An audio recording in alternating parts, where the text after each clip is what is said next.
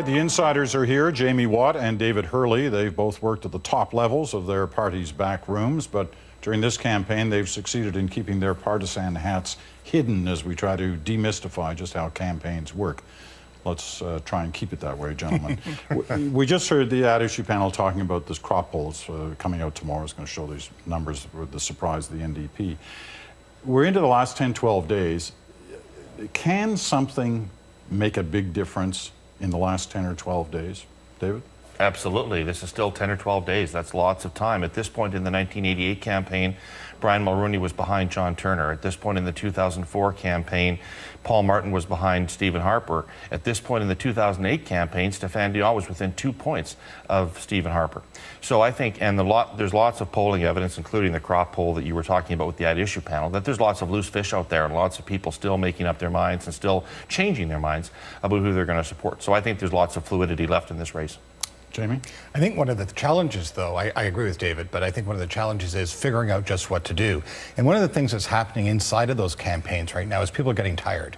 They've been living on bad food, drinking too much perhaps, they're away from their family, they're getting a little bit testy, and all of a sudden, not all of the plans are actually unfolding as they had expected. So what adjustment to make, how to make that adjustment, whether to hang tough or not, it's a very, very human dynamic that's taking place, and there's some tempers that are flaring and some coffee that's getting thrown as they're trying to figure out just how to get those loose fish David talked about. All right, I want to talk about television ads briefly, because there's no doubt next week will be the full force of TV ads on the Canadian people to try and sway them at the last minute.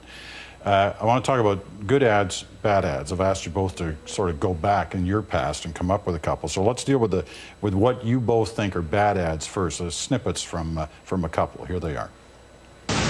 Mike Harris says that I'm not up to the job. Well, I can tell you, if being up to the job means cutting back on health care, I'm not up to the job. Stéphane Dion led 182 countries to a long-term agreement to fight climate change. Decided. But Harper's Conservatives broke Canada's word, ignoring the threat to our children and denying climate change. Jamie, you picked the McGuinty ad as an example of a bad ad. Why?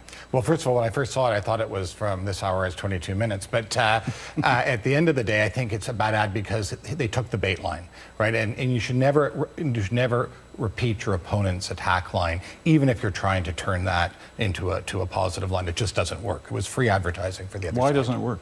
Because you're reinforcing the message that the other side is driving, and the message in that case that people already were willing to believe. So you're actually paying your own money to advertise against yourself. All right, David, you picked the Dion ad. Why?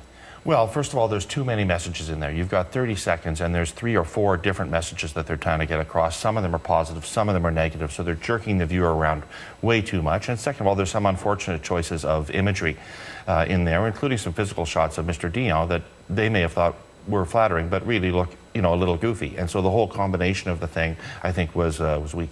All right. What works? What's good? Here's a couple of good ads, at least according to Jamie and David.